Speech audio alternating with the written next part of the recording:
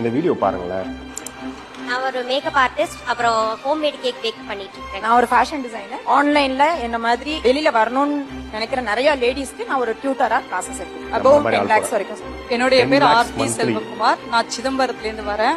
Organic food manufacturing பண்ணி எக்ஸ்போர்ட்டும் பண்ணிட்டு இருக்கேன். லோக்கல்ல ஃபுல்லா சேல் பண்ணிட்டு இருக்கேன். என் பேரு இளவரசி பி ஜெயகாந்தன் சார். நான் வந்து கேரளாவில இருந்து திருச்சூர்ன்ற ஊர்ல இருந்து வந்திருக்கேன். சிப்ஸ் பிசினஸ் பண்றேன். பேக்கரி ஒரு 6 யூனிட் பண்றேன். ஆல்ரெடி ஒரு 13 நாடுகளுக்கு எக்ஸ்போர்ட் பண்றேன். 1 மந்த்ல 10 CR பண்றேன்.